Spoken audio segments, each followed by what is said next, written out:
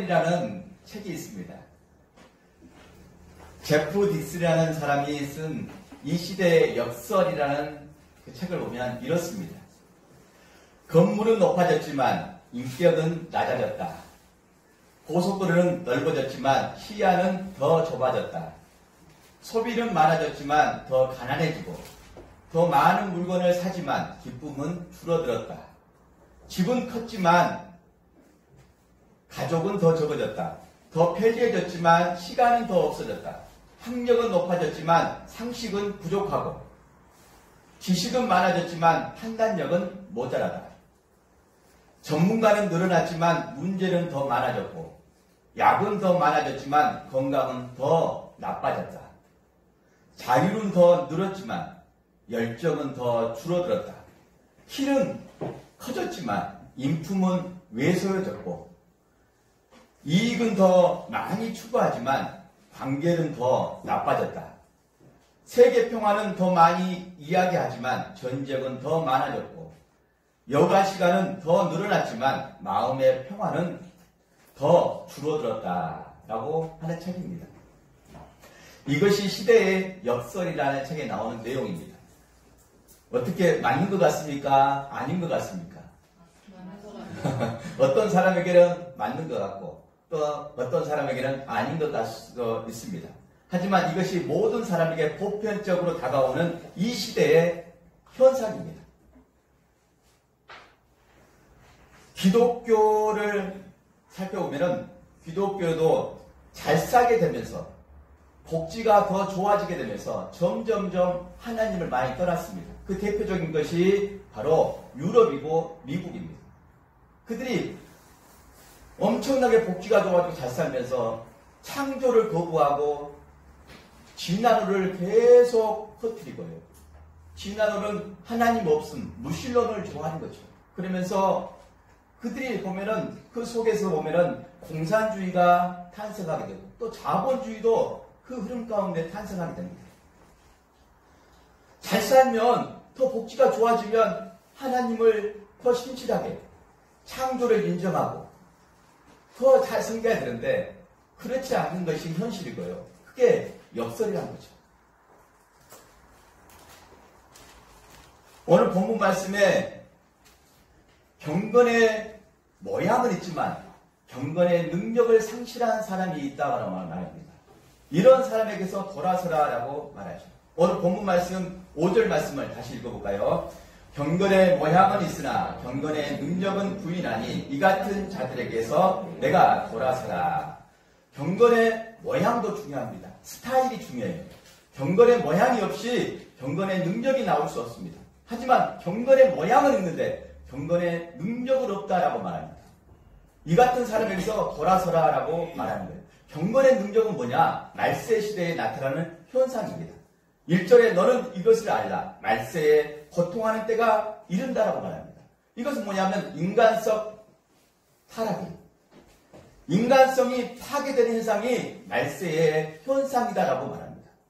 그 말세의 현상 2절 말씀 읽어볼까요? 2절 시작. 사람들이 자기를 사랑하며 돈을 사랑하며 자랑하며 교만하며 비방하며 부모를 거역하며 감사하지 아니하며 거룩하지 아니하며 이것이 말세의 현상입니다.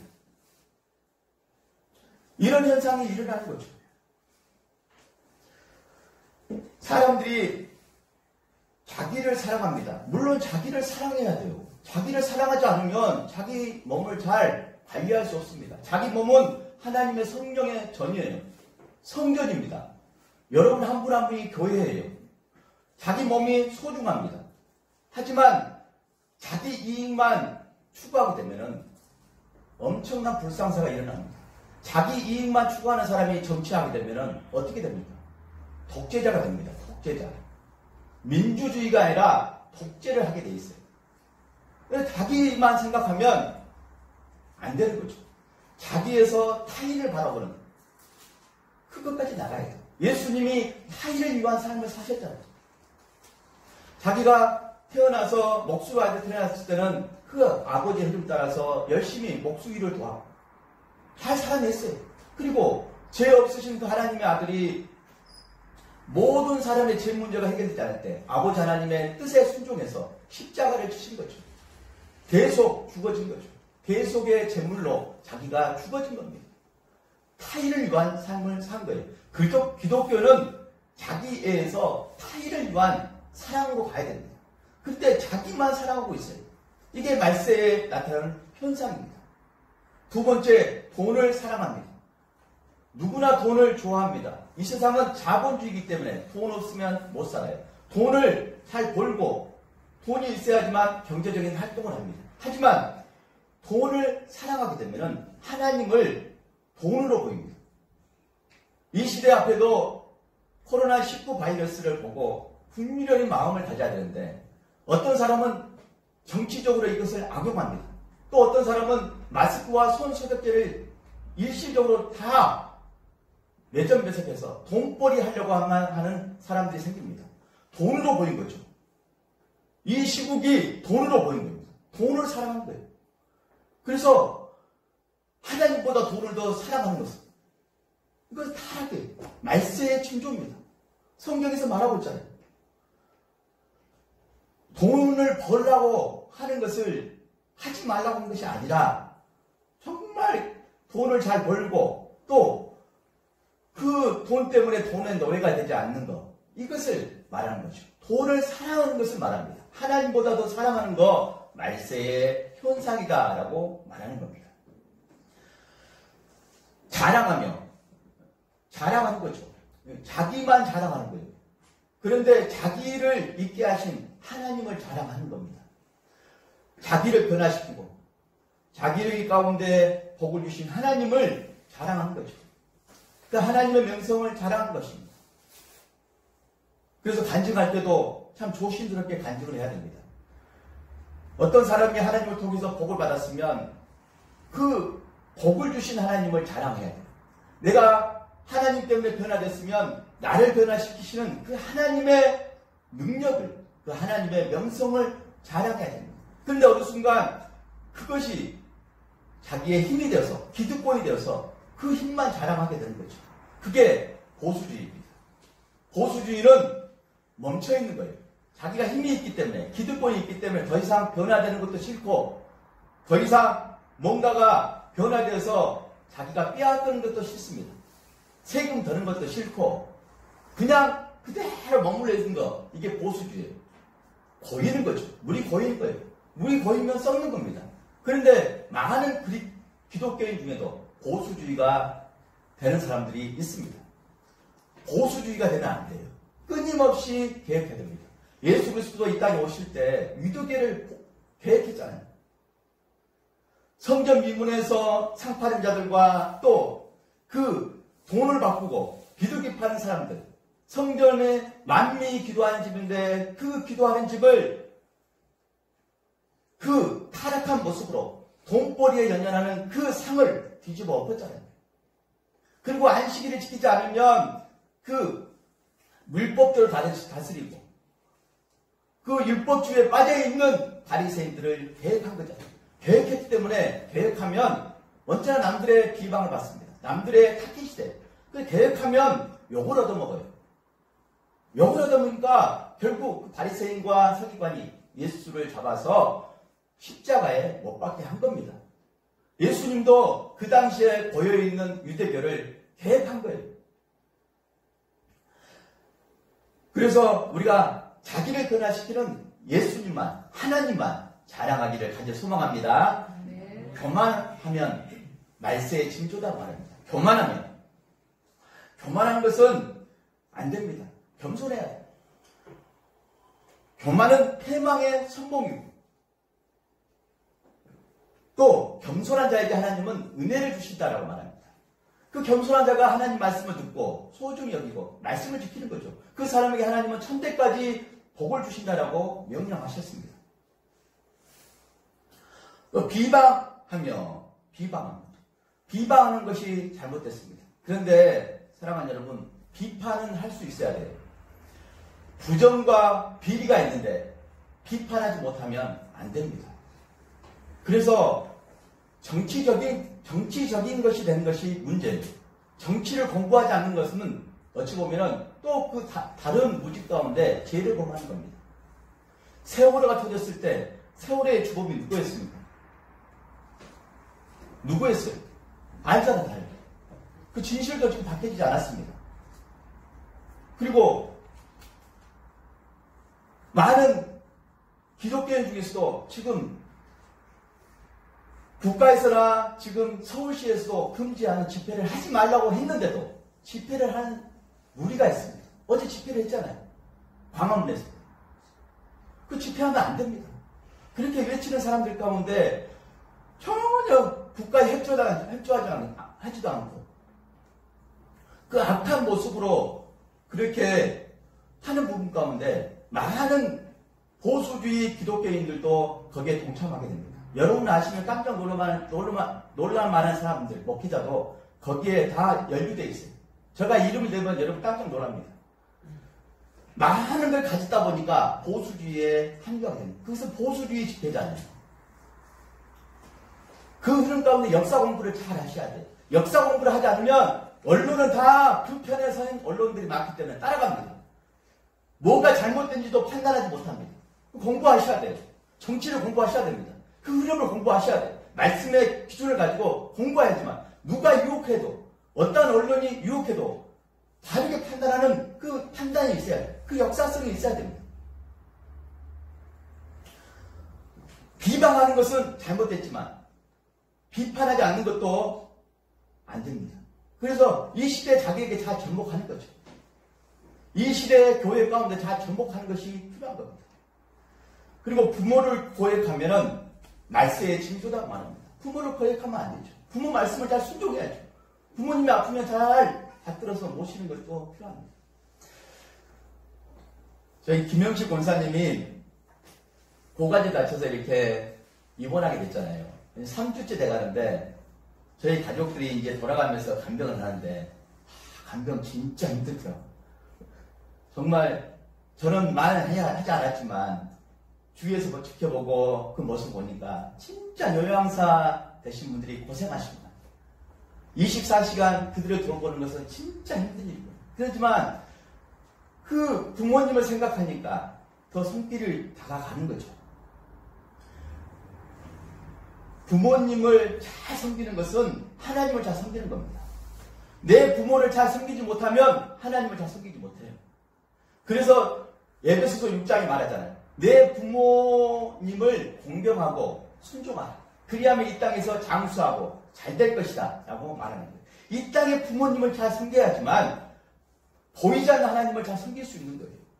또 그 부모님을 보고 자녀들이 잘 섬깁니다. 그런데 하나님을 거부하고 부모님을 잘 섬기는 분도 참 많아요. 하지만 하나님을 잘 섬기고 하나님을 섬기기 때문에 부모님을 잘 섬기는 거, 이게 순서예요. 우리 한번 2절 말씀을 다시 한번 읽어볼까요? 시작. 사람들이 자기를 사랑하며 돈을 사랑하며 감사하지 아니하며 거룩하지 아니하며. 마지막 보면 감사하지 아니한다라고 말합니다. 감사하지 아니해요. 마지막 때는 감사하지 아니합니다. 그리 아니할지라도 감사하는 것이 당연합니다. 하나님의 뜻은 너희가 항상 기뻐하는 것이다라고 말합니다.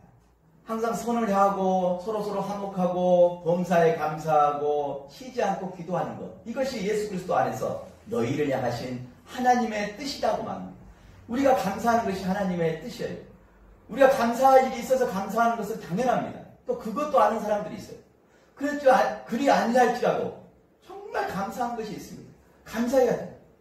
감사를 놓쳐버리면 원망과 불평만 가득 차게 넘쳐납니다.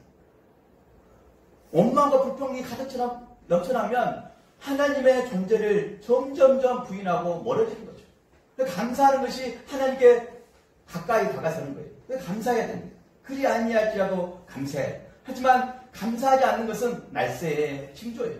그리고 거룩하지 아니한다라고 합니다. 교회의 본질은 거룩함이에요. 성도의 본질은 거룩함입니다. 깨끗함이에요. 이것을 놓쳐버리면 아무 의미 없습니다. 종교는 도덕성입니다. 도덕성을 놓쳐버리면 그 종교에 아무런 의미가 없습니다. 거룩해야 돼요. 거룩한 가운데 모두가 회복하기를 간절히 축원합니다. 그 다음에 3절 말씀을 읽어보게. 3절 말씀. 무정하며 온통함을 풀지 아니하며 모함하며 절제하지 못하며 사나우며 선한 것을 좋아하지 아니하며. 무정하다요. 정이 있어야 되는데 정이 없어요. 무정해요. 이것은 마지막 말세의 징조입니다. 순천 우리교회는 안 그럽니다. 정이 있어요. 정이 있어야 돼요. 그리고 온통함을 풀어야 됩니다. 원통함을 풀어야 돼요. 그 원통함을 풀지 않는 것이 말세의 징조다고 말합니다.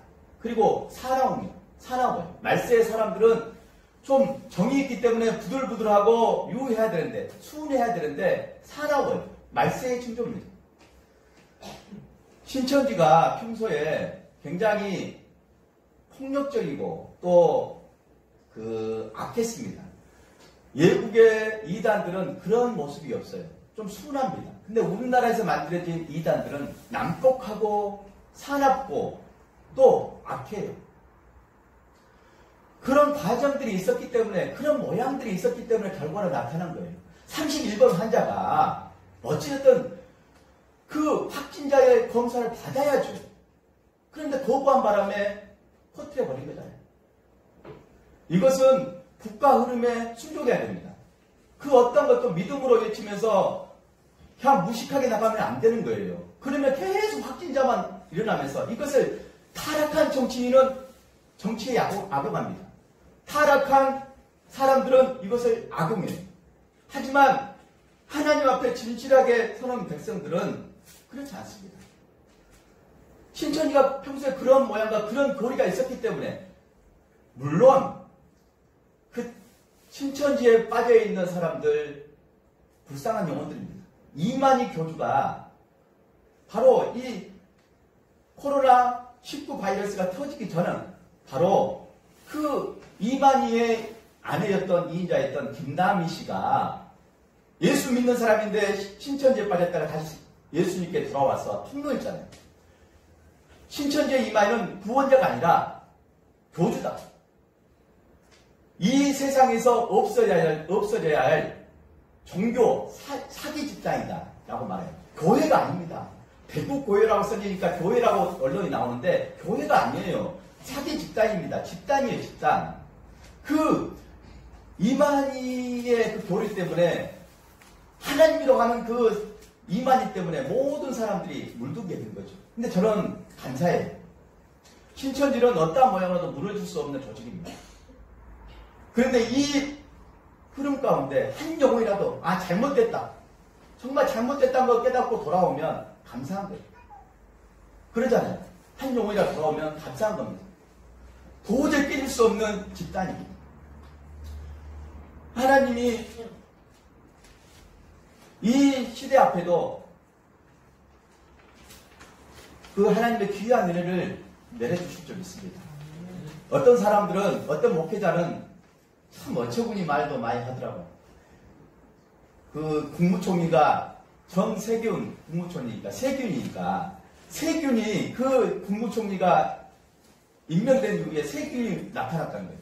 말도 안 되는 소리 하고 있습니다. 말도 안 되는 소리 하고 있어요. 그래서 뭐 세균이 발생한 겁니까? 그런지 아시잖아요.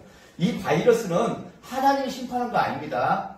하나님이 심판한 것은 이렇게 심판하지 않아요. 인간의 실수입니다. 창조 질서를 거부하고 누군가의 실수로, 어떤 나라의 실수로 퍼졌고, 또 이 흐름들 가운데 질병관리본부의 지시를 받지 않고 또 서로 조치를 하지 않으면 계속 확산되는 병이에요. 하지만 이것이 하나님이 심판하는 질병은 아니지만 이것을 통해서 깨닫는 거죠. 창조 질서를 거부했을 때, 과학이 아무리 발달하지만 그 과학이 하나님 위에 있을 때 어떤 결과를 초래하는지, 인간성이 타락된 사람을 통해서 어떠한 현상을 보는지 그걸 보는 거잖아요. 그러면 다시 하나님께 돌아가야 됩니다. 하나님 말씀으로 돌아가야 돼요. 그런데 사람들은 여전히 교만하고 또 하나님을 거부합니다. 이 시대 앞에 증상을 보고 깨닫고 하나님께 돌아가면 되는 겁니다. 상식적이도 맞지 않는 비상식적인 말을 하면서 사람들을 겁먹게 하고 또 현혹시키고 미혹시키면 안 되는 겁니다. 이 현상은 차분하게 경건의 시간을 가지면서 나가는 거죠. 경건이라는 것이 참 중요합니다. 경건은 사전에 그 영어를 찾아보니까 이렇게 써져 있어요. 어떤 것을 소중히 받들고자 하는 데 있어서 엄숙한 것을 말합니다. 어떤 것을 소중히 받들고자 하는 데 있어서 엄숙한 그 시간들을 경건이라고 합니다. 사람들은 모든 공적인 그 모임이나 또 사적인 모임들이 거의 없어집니다. 저도 뭐 시찰에도 캔슬됐고요. 뭐 공적인 모임이 됐던 사적인 모임들이 다 캔슬됐어요. 여러분도 마찬가지일 겁니다. 그러면 이 시간들 속에서 집 밖으로 안 나가는 사람들이 많아요.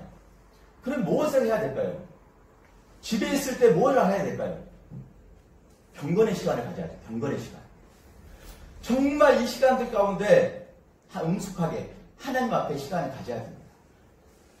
마음을 차분히 가지고 두려워하지 마십시오. 이 시간을 통해서 하나님 주고자 하는 메시지가 뭘까? 성경을 읽으면서 차분히 그 말씀을 보면서 기도를 하는 거죠. 그러면서 그 경건에 이르는 시간을 가져야 됩니다.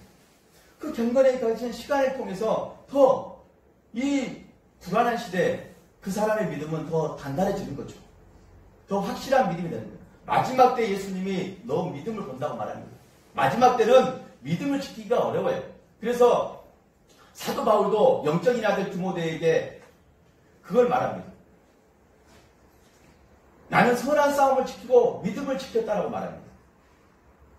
디모데후서 4장 7절 말씀에 나는 선한 싸움을 싸우고 나의 달려갈 길을 마치고 믿음을 지켰으니 라고 말합니다. 선한 싸움을 싸워야 돼요. 자신과의 싸움을 싸워야 됩니다. 코로나19 바이러스 이 질병과의 싸움을 선한 싸움을 해야 돼요. 그게 예방하는 거고 기도하는 겁니다. 그리고 세상에 잘못된 그런 언론과 잘못된 소식 앞에 분별할 수 있는 그 진리의 말씀으로 돌아가야 돼요.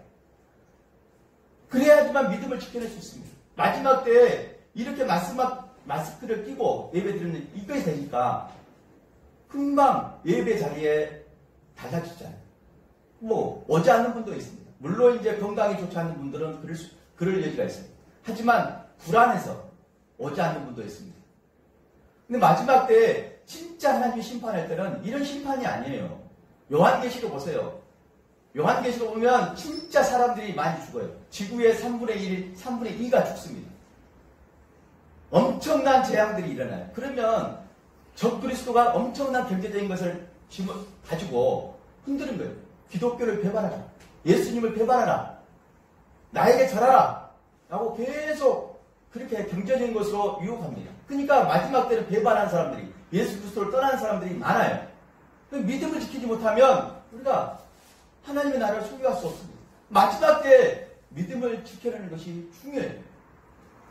그래서 마지막 징조를 하나님 말씀하는 거예요. 마지막 때는 허탄한 신화와 거짓된 그런 소식들이 넘쳐납니다. 허탄한 신화가 많아요. 그리고 거짓 진리가 많습니다. 거짓 선지자도 많고요. 거짓 목사도 많아요. 그 모든 것 가운데 하나님 말씀 앞에 진리를 깨닫고 진리로 앞으로 가야 돼요.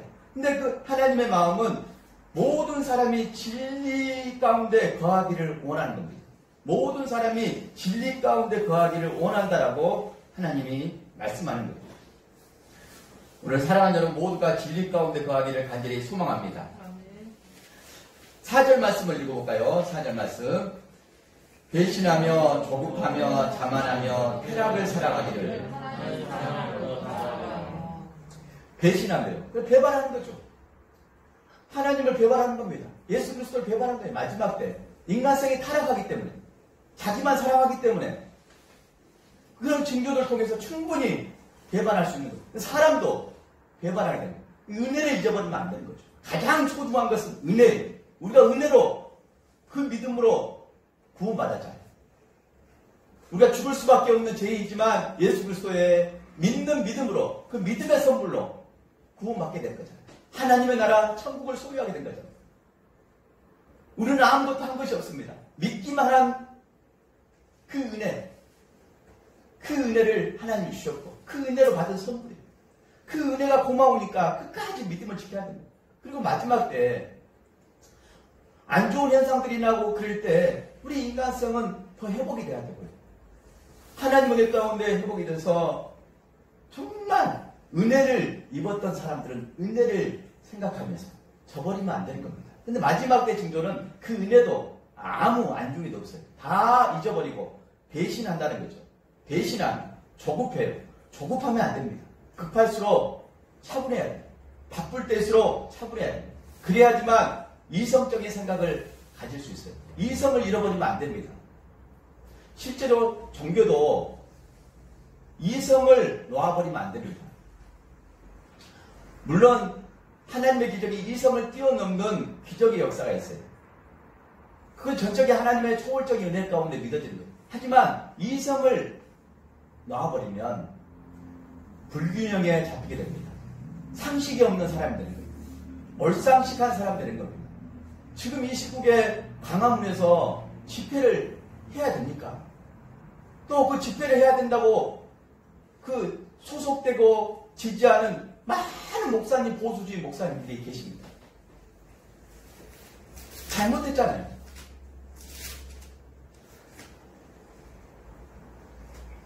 조급하면 안 됩니다. 차분하게 경건의 시간을 가지면서 진리 앞으로 가야 돼요. 진리의 말씀이 우리를 살리는 거예요. 진리의 말씀으로 우리가 무장해야 될 줄 믿습니다. 자만하면 안 돼요. 늘 겸손하고 배워야 됩니다. 그리고 정확한 정보를 알아야 되고 이럴 때일수록 서로 자기 자만에 빠져 있으면 딜레마에 빠질 수 있습니다. 이때일수록 정확한 정보를 알아야 되고요. 서로 소통해야 돼요. 제가 마스크를 이렇게 차고 가라 하고 했을 때 이것은 믿음의 문제가 아닙니다.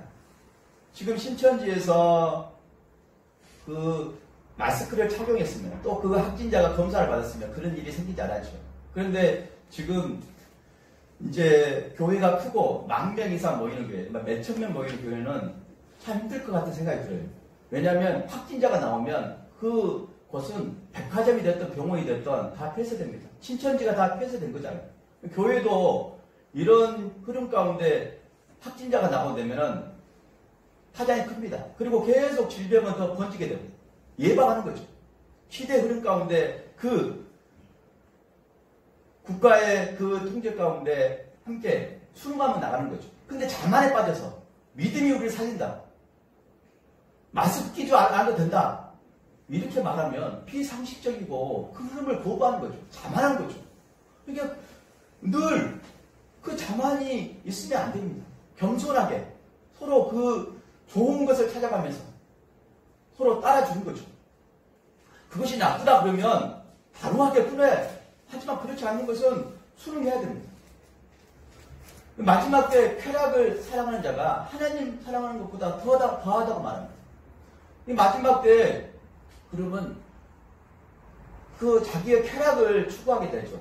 근데 그 성적인 쾌락이나 또 자기 육체의 쾌락만을 위해서 즐기면서 하는 거죠.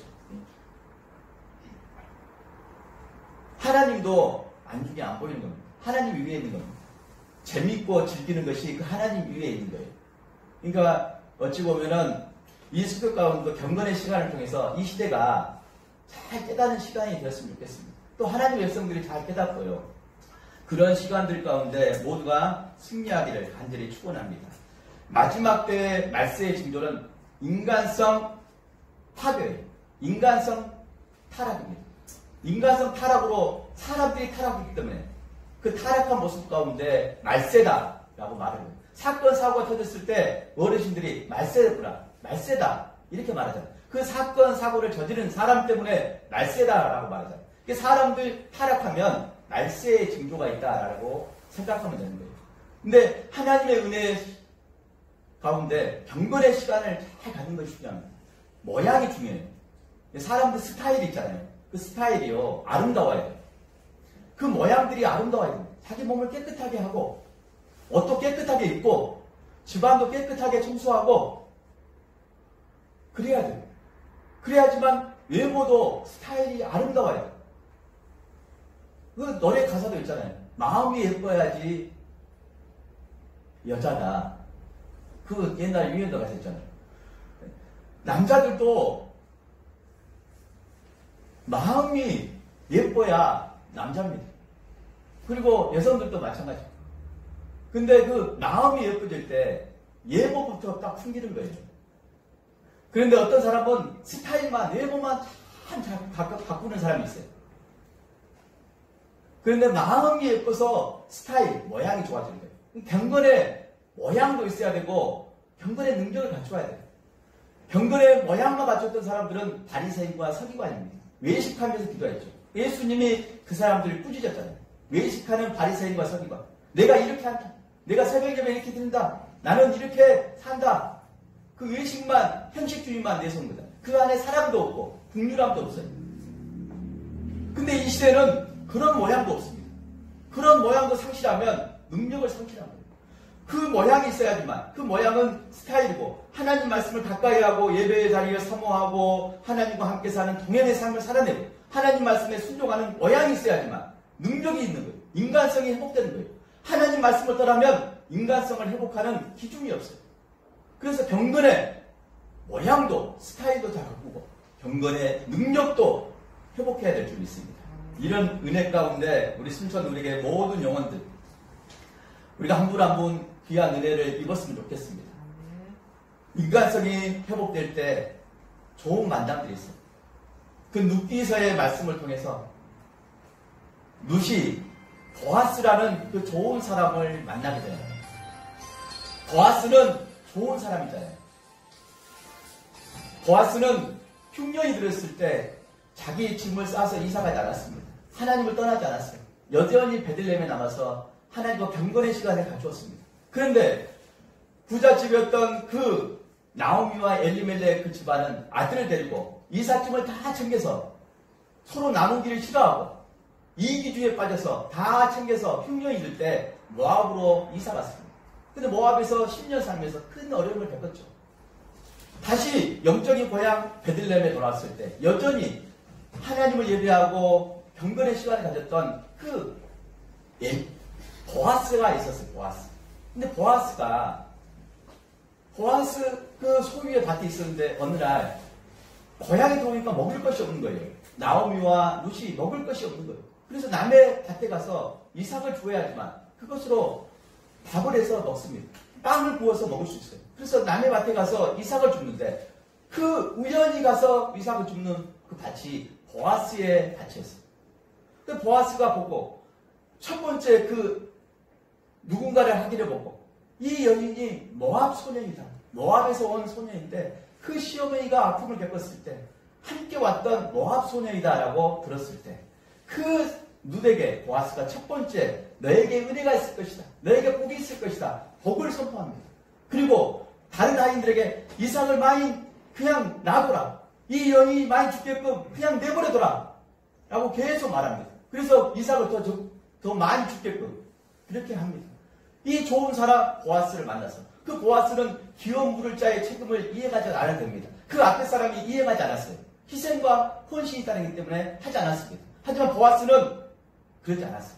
자기 헌신과 희생을 치르면서 그 룻과 결혼하면서 그 나오미가 소유하지 못한 그 땅을 소유하게끔 해준 겁니다.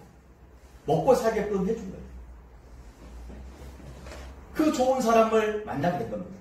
인간성이 회복되면 누군가가 우리 만남을 통해서 회복이 돼요. 예수 잘 믿는다는 건 뭐냐? 인간성이 회복되는 거예요. 아무리 신령한 은사를 가질지라도 아무리 그럴듯한 복을 누리는 삶을 산다 할지라도 인간성이 안 되면 예수 잘 믿는 것이 아니에요. 갈라디아서 5장 말씀 보세요. 성령의 열매는 내적 열매예요. 오래 참음과 화평과 사랑과 9가지 열매 다 내적인 열매잖아요. 내적인 마음 상태잖아요. 오늘 말씀한 말씀의 징조도 증세가 이 징조가 있을 때 반대로 생각해 보세요. 그러면 인간성이 회복되는 메시지예요. 인간성이 회복될 때 하나님의 나라가 임하게 되고 하나님의 영광을 받게 되고 다른 사람이 희망을 받고 다른 사람이 살게 되는 거예요. 물론 하나님이 그 사람도 붙잡아 주셔서 보호해 주십니다. 지켜주셔요. 하나님의 권능의 날개를 펴서 그 영혼들을 지켜주십니다. 이 믿음으로서는 하나님의 거룩한 백성들 다 되시기를 간절히 축원합니다. 기도하시겠습니다.